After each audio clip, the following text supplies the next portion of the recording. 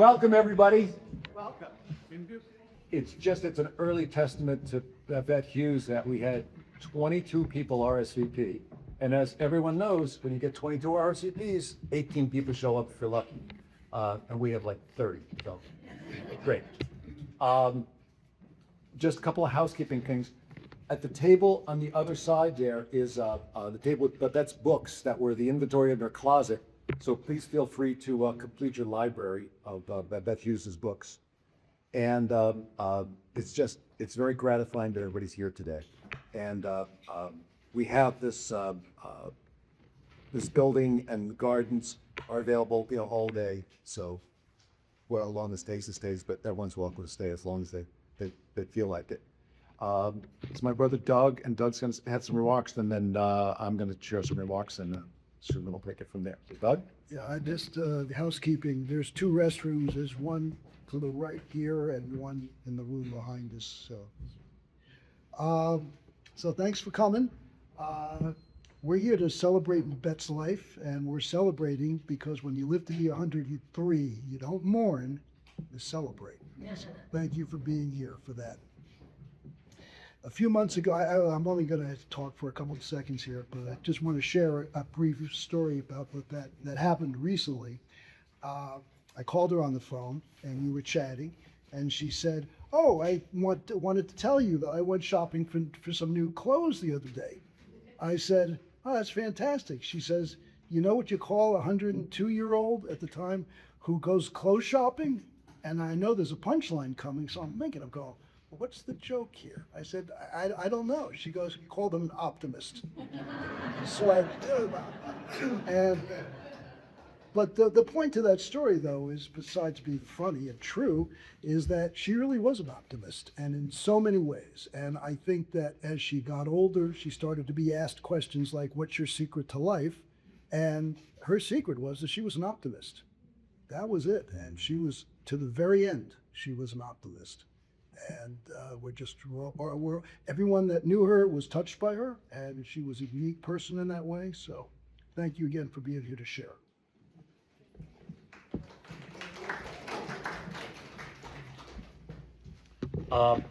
Hello and welcome. I'm going to read this more than I wanted to because my wife said I didn't have to rehearse it. She said it's okay. It'll be a very sympathetic audience. Hello and welcome. I'm Andrew Rawson, and my brother Doug and I are Babette's nephews, and we organized a celebration of life for Babette at her request.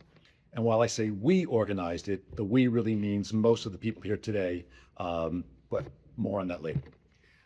In a few minutes, Susan Sager is going to lead our celebration of Babette's life. While Babette came from Jewish roots, she was never a religious person in traditional sense. Rather, she led a deeply spiritual life.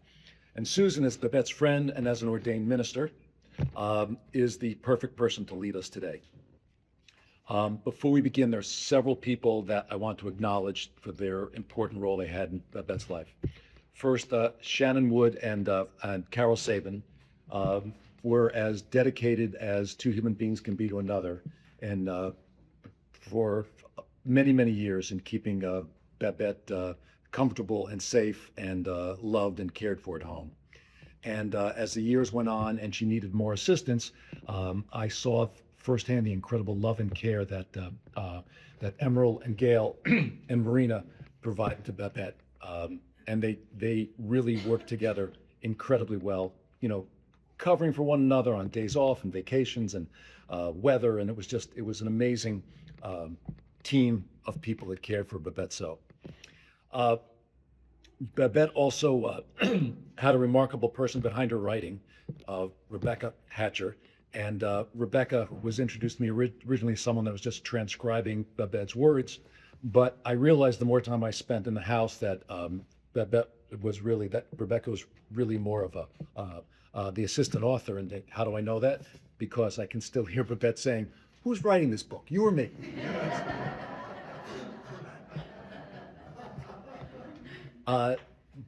Danielle AC is her publisher and editor and spent literally countless hours getting all of Babette's books to market. When a book launched, Danielle navigated the shark-infested waters of social media to ensure the world would learn about Babette's latest work, and it was Danielle who ran online ads, managed monitored results, and most importantly, gave Babette the twice daily records. How are we doing? What did we get? How many clicks? Uh, we did, we sent out some emails and friends and family, and one day there were like 50 books purchased. And because Amazon does update their bestseller list in real time, there was a window where in the category of books on hospice, Babette's book, 103 Speaks, was number 3 on the bestseller list. And we did grab a screenshot of it. Dennis and Susie Welch, as publicists, worked alongside Danielle, helping get the word out not just about Babette's books, but about the remarkable Babette Hughes as the superager and force of nature that we all know she was. As testimony to their work, just Google Babette Hughes and look at the television, print, and social media coverage she received. It's really remarkable. Also, I want to thank Janice, Peter, and Vincent Hughes, Babette's, stepchildren, but I think she'd be offended if we referred to them as stepchildren because since 1981, when JD and Babette married, they could not been more generous with their time, energy, and affection over 42 years since Babette and JD got married. And I know that Babette valued and appreciated your attentiveness and kindness through the years. I mean, Janice now lives in, where's Janice? Janice, she comes from France and came for Thanksgiving. And Vincent, you guys all came and visited and coordinated your visits. And for those of you that don't know, there was a great big, calendar on Babette's desk that her care team kept filled in, and you go in there and it looked like she was a busy executive with all the appointments she had. It was really something to coordinate all the visits.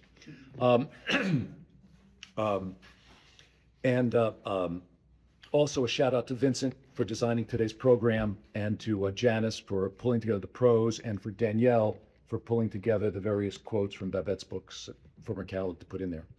Also a shout out to John Payne, her trainer, and I would just say that I'm guessing, but I feel pretty confident saying a medical professional would credit John's work with Babette as much as anything else, not just for her lifespan, but for her health span, because John helped ensure her body was as fit as her mind.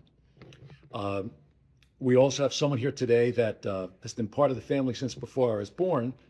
We just didn't know until recently. So if you don't know the story, you can chat with me or Doug afterwards, but I wanted to introduce our sister, Carol Heller.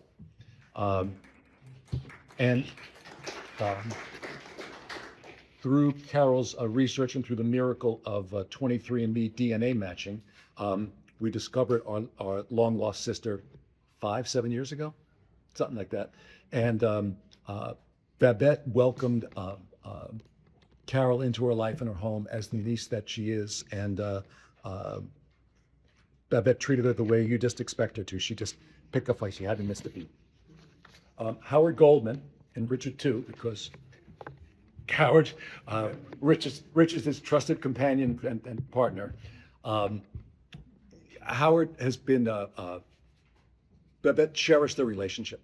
And also on behalf of Doug and me, I just want to thank you, Howard. You've been so incredibly helpful since Babette passed away, and just he's just been tireless and just helping with odds and ends. And we're 2,000 miles away, but Howard he's a very modest man. I know that. I don't know him that well, but I used to be a golden retriever, and I got a pretty good nose about people. He's very modest, but he's incredibly helpful, and we're very grateful for that. I also want to thank my sister-in-law and Doug's wife, Carol Rawson, who's been working quietly without acknowledgement for years, keeping Babette's finance organized. And I want to acknowledge my wife, Christine, without whose love, guidance, and encouragement, I wouldn't have been able to organize today's service. And I want to acknowledge my brother, Doug, and let everyone know that Babette increasingly leaned on Doug in recent years. And Doug was always there when Babette needed him, and he would, at a drop of a hat, get on a plane and come and be with her. Laura, where's Laura? Where's Laura? Me? You, yes, you. On behalf of Babette's beloved Martha, thank you for welcoming Martha into your care. And it was a great comfort for Babette to know that Martha had a safe landing place. And then Laura said she even showed up a little early today, accidentally had Martha with her, and then saw the intimidating "No dogs allowed," absolutely no dogs allowed sign, and turned around to their home. And I do want, just before I introduce Susan, I do want to introduce Amir Dubak, who's our guitarist and accompaniment. And then at the end of the service, he's going to be performing the song that Babette specifically requested, Stranger in Paradise. So we'll look forward to that. And thank you all very much for being here today. And Susan.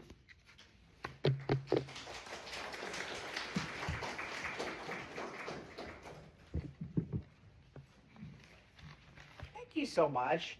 Thank you to the Rawson brothers. They're a force of nature for putting this on, having us all here today to celebrate. Well, my name is Susan Hawkins Sager, Reverend Susan Hawkins Sager. I'm interfaith clergy based here in Austin, Texas. And interfaith is an interesting, it's of its own self. It is its own theology. And we have so much of an interpollination today of religious traditions that it's impossible not to be. And we'll find that Babette, in many things, was ahead of her time, and in that too, because she was an interfaith person, or a person you would say to her she had so much faith in things. That's why she was an optimist. But she would say of herself, "Oh, no, I don't." And I say, "Yes, you do, but you don't have the language for it." But you married someone who was very of a life of faith, JD. Why did you marry him? Because he represented for you the way that you wanted to live in a way, but also didn't want to live. So you provided an example of the other. So I see her children out here, and I see it's wonderful. So many of them that I know. So anyway, let me get started. We're having, as you know, a celebration of life due to the Fly brothers, celebrating the celebration of the life of Babette Hughes. And this is a special opportunity for you to express your gratitude to Babette for what she was, for any instruction that she gave you, any inspiration that she gave. This is the time for you to say it. While I am privileged to stand up on all of your behalf and do the eulogy, we're counting on you to get up here too, to share a memory that you have of her. There are already some people listed. That's all right. You can stay where you are, or you can come up here. Either one. We'd love to hear from you, each and every one. So let me get started with her life. To understand Babette, you need to understand her childhood in a way. She was born, her life went through 2 centuries. She was born in 1922 and died in 2026, 103 years. Now, for those of you who are very math-oriented, how do you explain the 4th year? Well, she was born on my mother's birthday. So I know that we don't really count the year until my birthday, which is my twin's birthday, and then we count from there. And you say, Mother said, well, my present depends on what you give me. So 2 good Scorpios, these 2 women were. They loved a good secret. They could keep a good secret. They were not people to get on the bad side of. On a more positive note, they were vibrant. They had charisma. They had everything going for them. And so, Babette said, we look forward to what you have to say about her.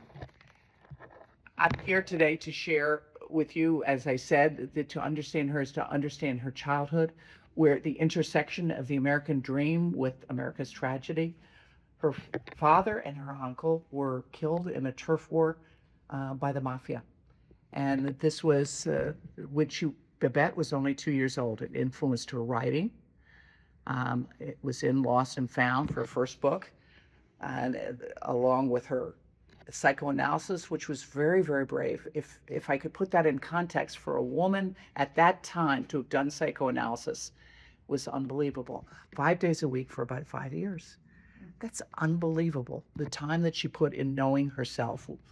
Let's face it. Do I really want to know my unconscious? No, not really. And neither do you. But Babette did. And she is not, as brother noted, Andrew noted, not a traditional Jew, but she was a Jew nonetheless. She relied on it for her sense of humor, which was legendary. She saw things in a funny way, and that, I think, is being Jewish. I've been Jewish for most of my life. I was raised a Christian Zionist, and I have to say, Jews see things differently. And so I'll say that's a Jewish joke. You're not going to get, people won't really understand it. If you look at America's comedians, Jack Benny, Bob Hope, they all lived to old age, and they all were Jewish. They changed their names. That's how. They knew tragedy, and that's what she had. Her sense of humor was certainly had its roots in Judaism. She also had a sense of resilience and a foundation in an unwavering commitment to telling the truth, to telling the way the things are, not the way we want them to be, telling the way the things are. That was Babette. She found that in her religion, yet oddly enough, she was not a traditional Jew. She found her sense of the sacred in the secular. And so you will see that very clearly in her life. Her life was really a well-polished sentence, a well-crafted sentence. Her life was this commitment to seeing things as they were, as they are, and as they were, telling the truth, which many of you have, and I can see it in your eyes. So her life goes on. From there, she had her wonderful children. She bore 3 of them on her own, and then she grew to have 8 through her marriage to J.D., but she was also married to, at the beginning of World War II, to David Blaschild, who was well known in the Cleveland area as for his auto dealership and also for his great interests, a wide breadth of interests. He was a committed environmentalist. He may not have been her husband, and they didn't spend their life together. She spent her life with J.D. Hughes, who had 5 children of his own. But she knew nothing of stepchildren, and she knew nothing of combination. She knew that you were committed or you weren't committed to the children, and so she was committed to them. So they raised 8 children together in a happy home, in a home that was yeasty too, as it would be, with 2 very different personalities, J.D. and Babette. And she wrote different novels about it and had it. She has a wonderful collection of friends and family. Look around this. And actually, let me give you a minute to look around this room, because it's beautiful. Look at all the faces. There are different things in the faces, and you see them. I won't spend my time reading the faces, but if I were to read them, I could see a lot. Babette, his pictures were lovingly gathered, and there's a story to these pictures. So if you want to ask Andrew about these pictures, there's a story about them. But these are wonderful pictures. And as you can imagine, pictures from taken a long time ago are hard to get from the camera. So they had used AI to fix these. They're beautiful, beautiful photos, and they really represent her, I think, well.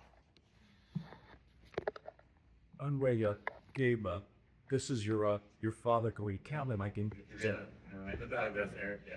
That's the Cleveland bus station.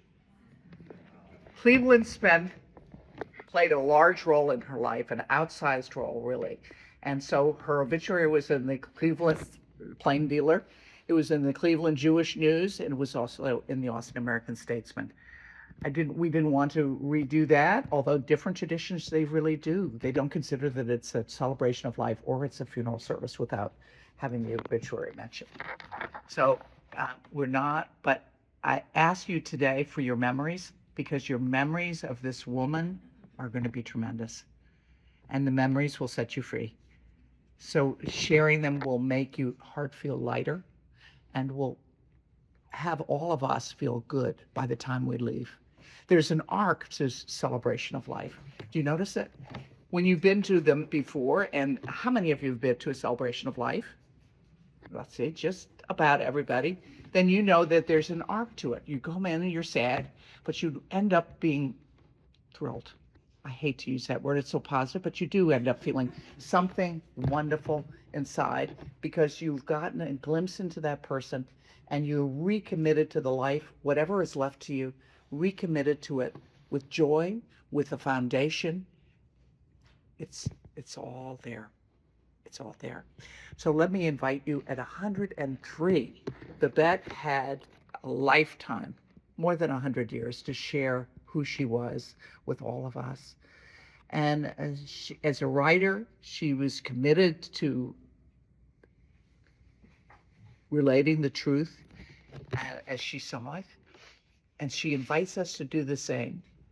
Each moment is a new chapter to be written. And the book is just waiting to be written by you, by you, by you. So I invite you, and I'm going to invite you, I'll be pinching you a little later in the program, to get up and to share your favorite memory of her.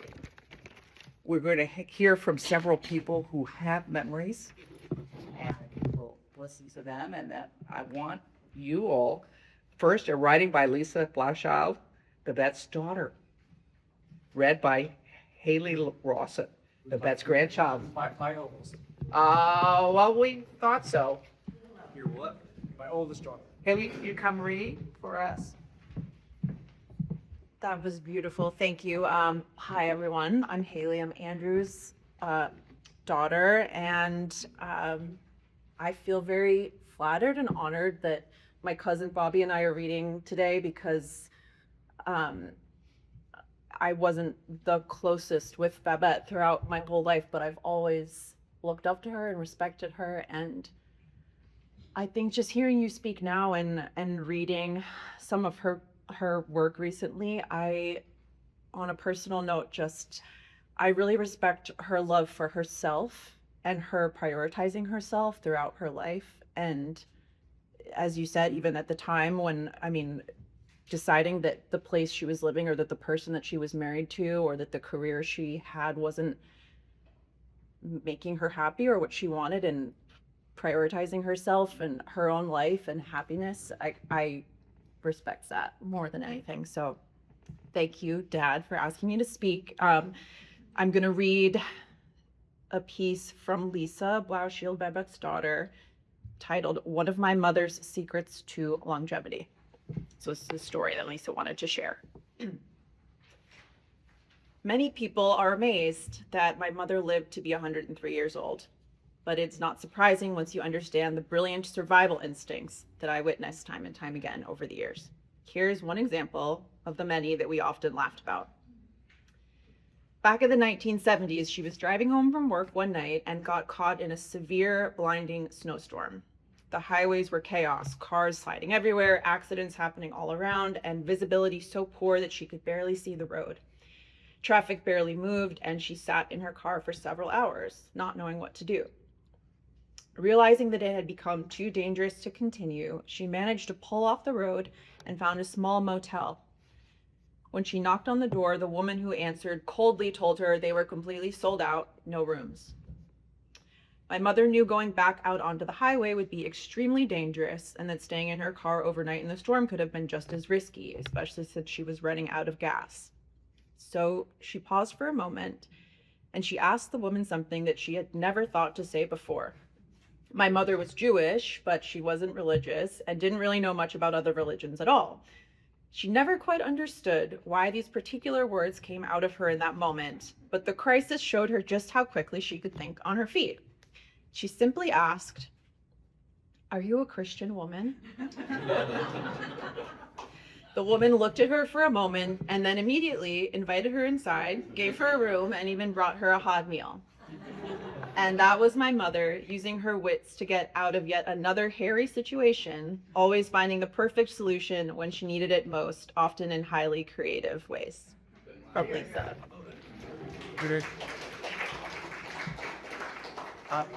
Now my cousin Bobby, Doug's son, was going to come up and read something. Thank you. That's Bobby. I'm Bobby. I am Doug's son. So Ken was my grandfather. So Babs was my great aunt. When Andrew asked me to read something, I love Babs is great, but growing up in LA and I did see her a ton, but she's always like a remarkable person to me, just in how smart she was. Even even at 100, she was still like very sharp. And I think that was as a younger guy, I always found that reassuring that you could age with grace and you can still hold on to your mind and body. And even her commitment to exercising and staying fit and writing. We all get older, but we don't always do it the same way. And we can't control when our time comes, but we could certainly do things to make sure that we're present until the end. And, she was a remarkable person for that. So, Betsy is, I guess, also my cousin. Betsy Freeland, yes. Betsy Freelander was Babette's cousin. And I will say this, and I called Betsy to share the news about Bet's passing. And I said, Betsy, explain to me again how we're related. She said, I don't know. So we're pretty sure. There was a grandfather Connor's grandfather, who lost his wife, remarried, and had one child, and that was Betsy. So she was like 20 years younger than any of her siblings were. Babette carried Betsy home from the hospital. So they long relationship with that. All right, so I'll just read the little background. So Betsy and Babette go way back. By sheer coincidence, they lived on the same street in Shaker Heights in the 60s. By the way, Shaker Heights is a fancy way of saying Cleveland for those of you not from Ohio. Even though Babette was 25 years older, Betsy remembers to this day how Babette was the first person to truly take an interest in her as an individual. The years went by, Betsy moved away and they lost touch. Then completely by chance in the 80s, while Betsy was on a family trip to Florida, she reconnected with Babette and her husband. Here's Betsy's story. For as long as I can remember, Babby was a part of my life. At the beginning, she was the first person who made me feel visible. She was the first adult to demonstrate she cared what I thought. It was powerful and unforgettable. Our lives went separate ways, but after a number of years, we came together again. We reconnected on the dance floor at a club in Palm Beach, Florida. Babby was dancing with Jamie Hughes, her husband. That encounter changed our relationship forever. We realized we were neighbors, both living in Washington, D.C. From that moment on, we spoke every week, and over the years, we began speaking more often until we began speaking every day. I loved hearing her voice, hearing her enthusiasm, hearing her plans for her book, and laughing with her. I always felt she was happy to talk and was always able to make me feel understood. Her ability to be present on our calls was amazing. Babby could express love, joy, empathy, and wisdom. I miss her so.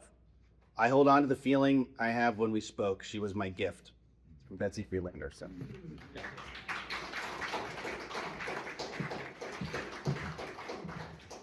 And now passages from 100 Free Speaks, reflections on longevity. Hey everyone, I'm Danielle Acey, and I started working with Babette 17 years ago. She hired me to start a Facebook page for her and to plan a launch party for her first novel, The Hat. And our relationship definitely quickly morphed into something more than just talking books, although that was our beginning, was talking about great literature and the craft of writing. And I just was always amazed at the longevity. She's always been a writer, and she started out at 10 years old writing her first story, and went on to become a columnist for the Cleveland Plain Dealer for many years. And when she finally settled in Austin, and JD was off working in Houston, she said, you know what, why don't I just become a full-time writer? I just finally have the time, and who's going to judge me? I'm going to just sit in front of my typewriter and start writing. And I just remember she had went to the hospital. She had fallen and broke her pelvis, and I was sitting in the hospital with her while her family was coming into town. And the doctor had just come in and told her that she should have been in an incredible amount of pain and had just left. And Babette was like, anyway, I've got the next title of my next book. It's called 97 Speaks. And everybody's going to read it because everybody wants to know what a 97-year-old thinks. And so I just was always impressed with that, and I just loved her deeply because she was, she showed me unconditional love. And we spent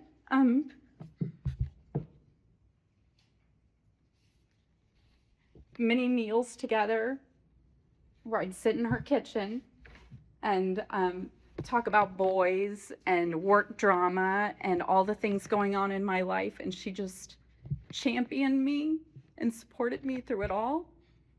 And she also taught me what it was like to find joy in everything. I remember one time we came back, we're coming back from Shazy. She finally let me drive her. And we were coming back from Shazy and she saw the moon and she was like, we have to stop right now. And we sat on the side of the road and she was coming up with like a little poem talking about the moon as we were sitting there. And she just was always into writing. Whatever it was, we went back to writing, and writing was her true joy. That is what she loved to do. And so the passage I picked is from 103 Speaks, which all of you should be buying and sharing with your friends and rating and reviewing on Amazon, because if there's an afterlife, she is refreshing her Amazon page looking for those reviews right now. Andrew was right that she would call me twice a day to ask about book sales. That was so important to her. But the passage is called Life's Little Pleasures, Jazz, Ice Cream, and Other Small Packages. And the little blurb underneath it that she wrote says, I've never been bored in my life. I met all the strife. I'm too curious. Curiosity's the key for you and me. And the story starts out about talking about her childhood and just being alone and what she could depend on. And so I'll just begin. Moments like those taught me not to expect consistency from my mother or anyone else. So I learned to take comfort in the small, reliable things: music, sweetness, quiet. Around that time, I fell in love with jazz and chocolate ice cream, two pleasures that never disappointed me. Those simple joys became my secret riches. Life's small treasures were always close at hand. The big ones always seemed out of reach. I discovered that I didn't need constant company or excitement, just my own ideas of joy. That was how I learned to turn inward to create my own comfort. It was how I kept loneliness from swallowing me whole. It worked against boredom too, because I had never been bored in all my years. Life has too much to offer: challenges and disappointments, strange people, unexpected kindnesses, ideas that both frighten and delight, failures that humble, and successes that surprise. Life itself was my orchestra, sometimes off-key, sometimes brilliant, but never dull. Looking back now, I realize my lessons didn't come from the easy days. They came from disappointments, from loneliness, from the quiet courage it took to keep going when no one seemed to notice. Courage, I learned, doesn't always roar. Sometimes it's just a steady hum, like jazz drifting through an empty room, or the taste of chocolate ice cream melting slowly on your tongue, reminding you that even in solitude there is sweetness.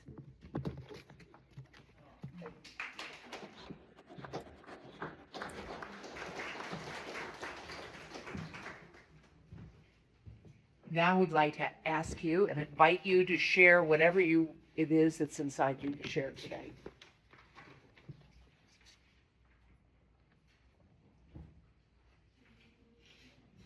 Well, being probably the oldest guy in the room, I look for it, but I have to have my walker to get up there. Okay. Which one is yours? Now, let me suspect that yours is not purple. It is. No, I was Okay, right.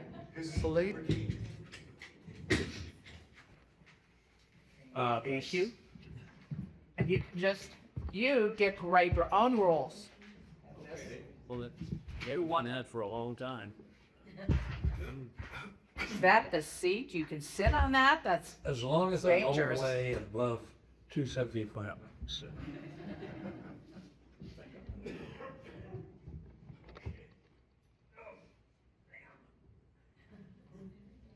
Okay. Yeehaw!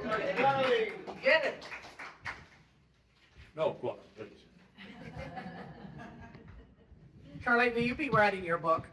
That's what I want to know. This will be published with a book, yeah. Well, I think those will follow.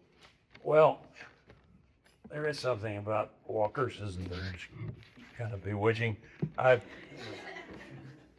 I shared the story with Babette, and she thought it was hilarious. when I was moving into my apartment at Westminster Manor, I have two daughters, two elderly daughters, and they were there helping me. They were in the living room and I was in the bedroom, and they were speaking in voices that were loud enough they were sure I would hear them. And one of them said to her sister, I think the old man is trying to set up a bachelor pad. And her sister said, if you really think that's the case, you should tell him to lose the walker. Yeah, I bet like that too. Well, memories are fantastic and they're sustaining, thank goodness.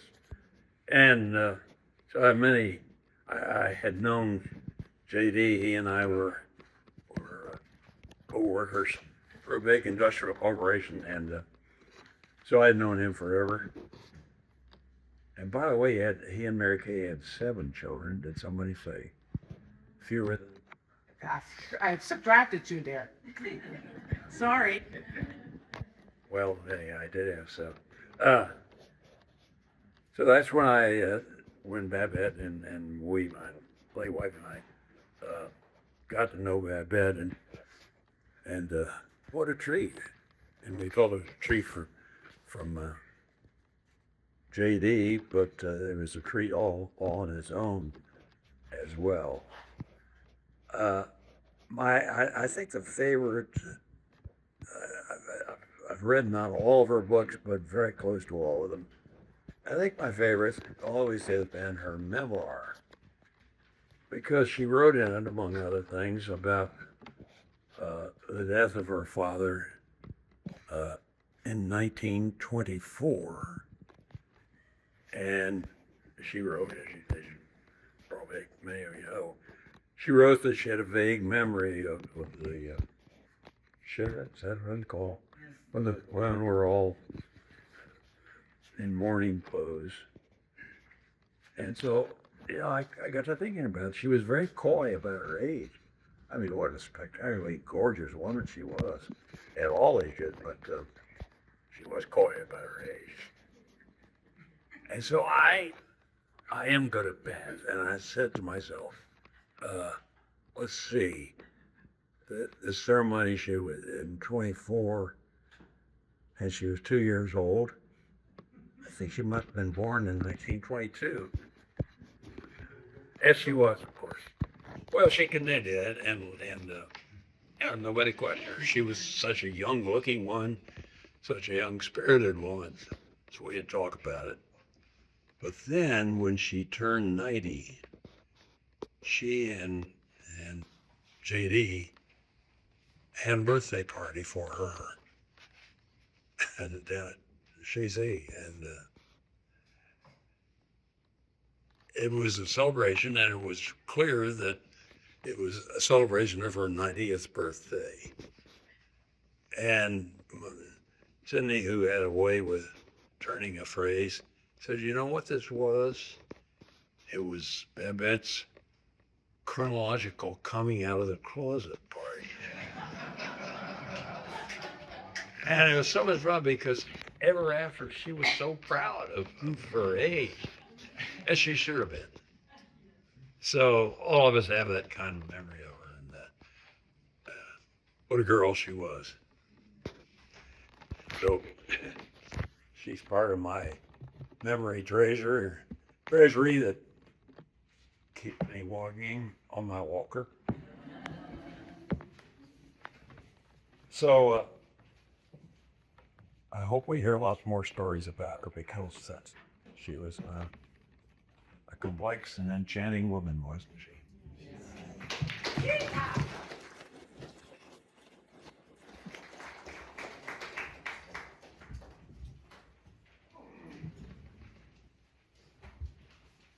Anyone else like to speak? No, some of you want. Thank you. Just don't.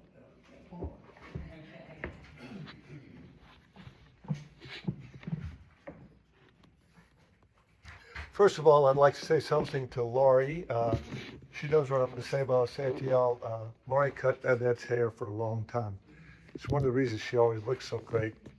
And Lori cut my hair for a long time, and that's how I met Babette. And she told the two of us we would like each other, so we should get together. So thank you again. I'm indebted to you for that. And we ended up, I started working there with her when she was 93. And we worked together just short of 10 years. And she had her last workout exactly 1 week before she died. She was very good at that. So you do the math, twice a week, 2 weeks in a year, 10 years, that's roughly 1,000 one-on-one hours I spent with Babette Hughes. So lucky me, right? And we got to know each other pretty well. She had a lot of wonderful qualities, I know we all know, but the one that struck me the most, because she was like a child, a really smart child, was her curiosity. She wanted to know about everything. She wanted to take it as deep as you wanted to go. She wanted to do it all the time. Many of the times she said, "Why don't we just talk today?" No, I said, that's not my job, but we did. She was pretty strong-willed. There's a lot of wonderful pictures of her. Her helpers got to see a lot more than these at the meeting we had a week after she died, and we all chose the ones we liked the best. I liked that one the best because I thought, that's a guy who knows he's a lucky man. I had a postcard one time I really liked. It was black and white, 4 really old women sitting on a park bench, and it says, "Do you remember when we were young and beautiful?" And you open it up, and it says, "Now we're just beautiful." So that's what I think of when I think of Babette. About the curiosity, I think we didn't know when these pictures were up that Richard had taken a picture of Babette pretty shortly before she died. Shannon got it and sent it to all the helpers. I'm showing it to you now because that's curiosity. That's what curiosity looks like in 103 years old. Okay, you can see it. If you knew her, you knew her. You knew what the bike.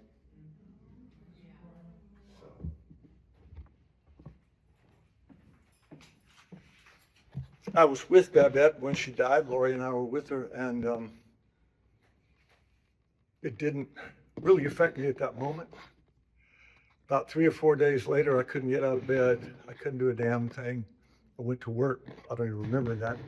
I came home and I spontaneously did something I've been meaning to do for about 20 years, and that was I took out my top desk drawer of my work desk and cleaned it out and threw about 80% away, but I found a few treasures, and one of those treasures was a poem that my oldest son, who's 40 now, gave to him when he got out of kindergarten, so it's been around. And I read it, I loved it, and I saved it, but when I'm sitting here, I thought I would try to recite it from heart because it describes how I felt for Babette. It says like this: "Your soul touched mine." Let me try again. "Your soul touched mine as you walked by, if just for a minute or two. But what care we if the world doth sigh? For life is just one passing by. But we'll both know our whole lives through that you touched me and I touched you." Thank you.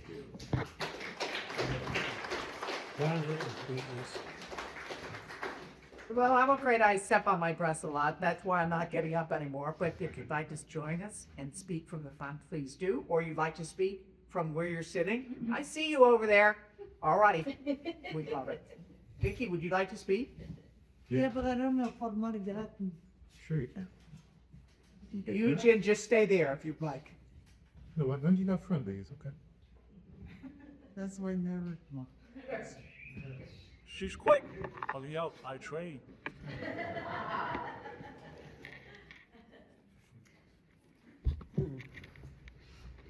Well, I met Babette a week after we moved here from New York, and she had just moved here at the same time, so that was over 30 years ago. And the way I met her was I was a writer. I just had a book coming out, all kinds of stuff going on in my writer's life, and I heard about a writer's group, and I thought I might as well see what's going on here in Austin, which at the time, downtown was all parking lots. It was nothing like it is today at all. And I, having moved here from New York, thought, where am I? This feels more like the Midwest or something. In any case, I went to this writers group and I sat down to the last possible place. Everybody was on the floor and I was next to Babette. And we started talking, and we never stopped talking from that day forward. I can honestly say she helped me raise my children. I would always consult her, particularly about my children, before making any kind of a decision. She was really my mentor. She would hate hearing me say this, but the good mother I didn't completely have. The sister, I didn't have good family relationships. She became my mother, my sister, my mentor, my anchor, everything. And for me, this has been, even though she had gotten so old and in some ways it wasn't unexpected, her death was, I can't tell you, it was a big shock to me. The idea that I would never see her again, I couldn't understand that. It would not compute my brain. But I will tell you one other story, which is Babette and I were great writing friends. We talked about it all the time. It was very important to both of us. And 2 nights after she died, I was in my studio kind of pacing around my bowl. What's the next important thing I should write? And I would never have said important, it just for some reason taken like that way. 2 minutes later, downloaded in my head was an idea for a story. Came from Babette. It's not a story I would ever have chosen. It's her story, so it a little above my pay grade. I have to do some research, but I'll figure it out. But that is the next story I'm writing, and I feel so grateful that I got that from her, and I'm grateful for having her in my life for 30 years, and in some ways, I still don't understand that I'll never see her again. When I think about it, makes me want to start weeping, just as it does Danielle. And that's it. I just miss her and loved her, and she taught me so much, and I'm grateful, happy, sad, everything in one little part of my mind, part of my heart. I'll stop there. Anyway, thank you.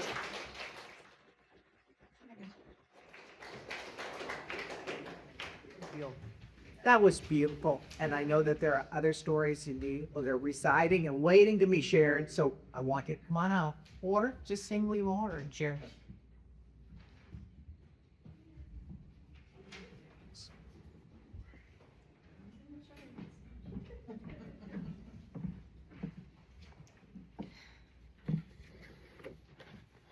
I was sitting there debating if I should come up because I know I'm gonna get emotional. And I don't know if I'm going to be able to get it all out.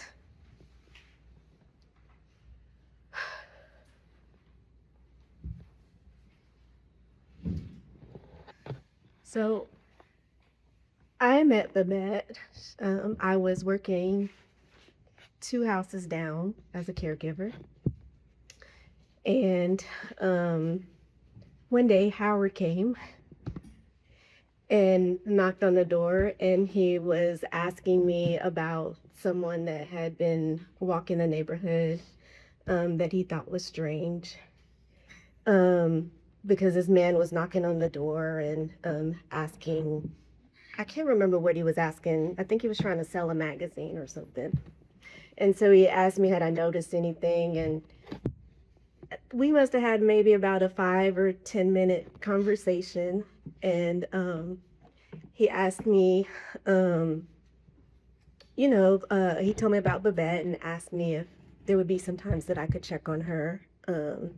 Because I don't think she had full-time caregivers at this time. And so I said, yeah, I would love to. And I would do that. So not even probably 5 minutes later after Howard left, Shannon called me and asked me, told me Howard had told, her about me. And, at this time I was working Monday through Friday, so I told her I didn't really have, much time where I could do much, but whatever I could do to help, I would help. And she said, oh, if you could come twice a week and in the evenings and just make sure she has her dinner. And so by this time, Babette's losing her eyesight. And so I said, yeah. So I started coming twice a week to make sure Babette had her dinner. That first time that I went there, Babette was like, okay, I've eaten, I'm going to bed, you can leave. I don't need you anymore. And so I tell Shannon, she's saying I can leave, and Shannon says, go ahead. Well, Shannon's talking to her, and the phone drops. And Shannon calls me, panicking because she's tried to call Babette back, and Babette's not answering the phone. And, so she's worried that something has happened to Babette. Babette's fallen, just the worst things that you could think has something's happened to Babette. And I said, I'm headed back. I'll go back over there. And she said, if she doesn't answer the doorbell, she told me where the key was to get into the house. So I ring the doorbell. She's not answering. I'm calling the phone. She's not answering. And by this time, I'm panicking because I'm like, I should have never left her. Why did I leave? Why did I do it? I open the door. I come in. Babette is eating chocolate ice cream and listening to jazz. And she's like, what are you doing? And she was like, sit down. And she was like, I feel so bad that I scared you. Sit down and have some chocolate ice cream.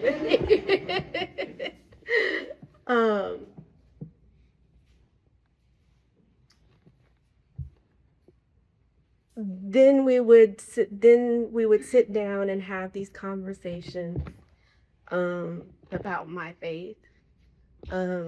She was curious. She wouldn't judge you. She'd ask and listen, and just because it wasn't her faith, she would allow you to talk about what you believed.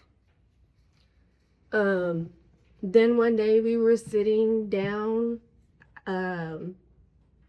having a conversation, and again, I only did it like twice a week, caregiving for her. And she said, what are your plans after Betty passes away? And I said, I don't have any plans right now. And she said, well, are you good with the computer? And I said, yeah. And she said, are you a good typist? And I said, I'm okay. I can type. I'm not, really speedy at it, but I'm good. And she said, I'm writing a book. And I said, yeah. And she said, I need somebody to help me. She said, what would you think about helping me write the book. And I said, I would love to. Yes, I would love to do that. That's not something I said, but I don't know how. I said, I've never written a book before. And she said, that's okay. She's like, I'll teach you. She said, I'll just dictate to you. You know, I just need you to be my eyes and my hands.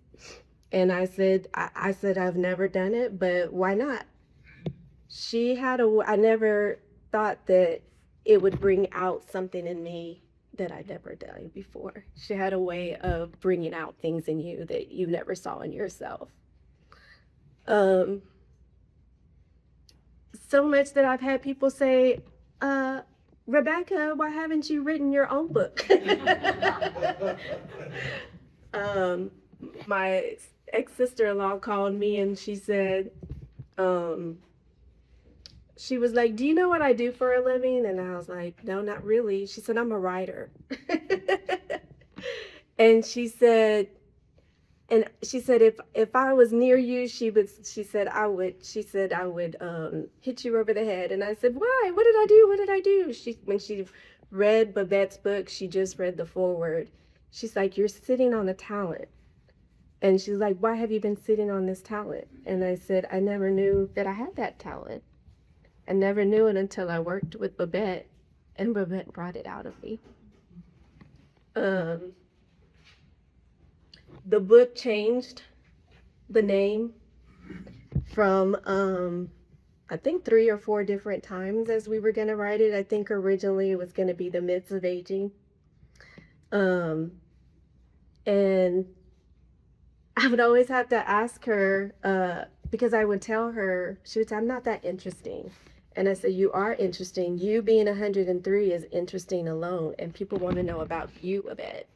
And she'd say, oh, so the writer in her would want to create stories that were fiction. And I said, Babette, people want to know about Babette, and how does Babette get through life? How did Babette handle these challenges? And so I'd always have to ask her, Babette, is this story true?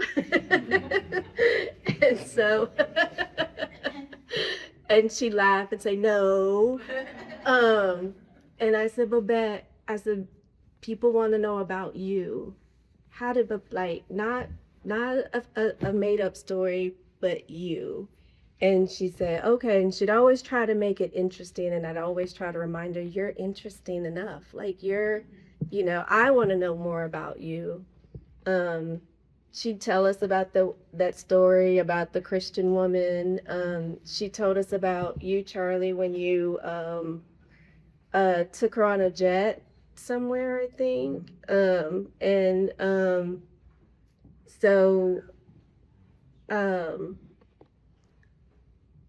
I only knew Babette probably around less than a year, but I learned so much from her. In those short times, just sitting with her, having lunch, our conversations, I'll always carry that with me, and I was glad that I got to record them, because I can always go back and hear her words, like what would Babette say, what would, my favorite thing about Babette was she always gave me compliments. She said people don't give out compliments anymore. And so that is the one thing that I'll always take with me and share is the compliments that she gave me, and the things in the way that she helped me to see myself.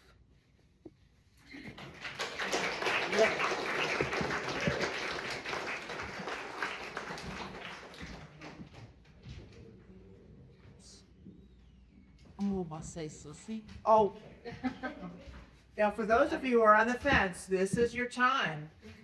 Get ready. I wish I'd written something down that is purely spontaneous. And I do consider it one of my crowning achievements. I haven't done much with my life, but I did set John and Babette up, and I'm very proud of that. And in the book, I think she said I was like her radical Democrat friend.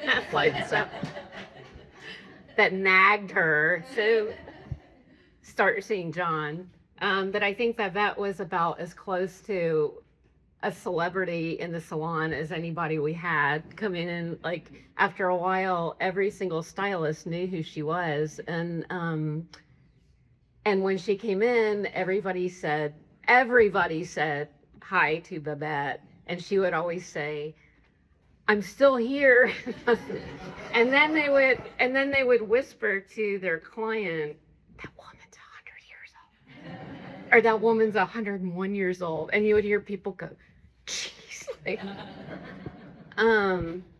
And I think there was a point where, I think it was during COVID, I tried to talk Babette into letting her hair grow gray. I said, "It's very in right now. It's like everybody's growing their hair out." I said, "You would save money." I said, "I know it would be, I wouldn't see you as much, but that's okay. Like this is a good time to do it." And she got about halfway there. She I guess probably had a couple inches grown out, and she decided that she didn't want to do it because she was scared she would die before she got all the way gray. So. And I was like, my argument was always, well, then why does it matter? Like what?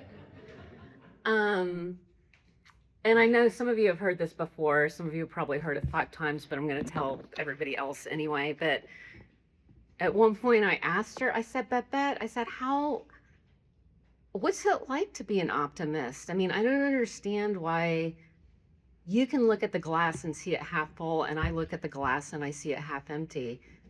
And she just said, "Oh, Laurie," she said, "I have hope for you." And I said, "I know you do." I said, "You're an optimist." And I think that in one way or another, I think that we all are teachers, whether we like it or not. I think that how we live our lives, like you're either, I look at other people and I think I want to be like them, or I don't want to be like them. And that was somebody I definitely want to be like. I hope that as I get older and my body starts to fall apart and things aren't like they used to be, I hope that I can remember how Babette was. She did not complain. She didn't complain about her physical problems. She didn't complain. She was a joy to be around. She wasn't, I felt better after seeing her, not worse. You know how the energy vampires are. She wasn't one of those. And I'm really grateful for that. And I understand how Nikki feels. Losing Babette was harder than I thought it was going to be. I mean, when somebody's that age, at any time they can go. But when she finally did go, I felt her loss so much more profoundly than I would have anticipated. I feel like she was kind of an anchor, and now like the ship has lost its anchor, but I don't know, but I feel like she's out there. I feel like she's in the ether, and we can all, even though she's not physically here, we can still draw on what we remember and what she really was. Better.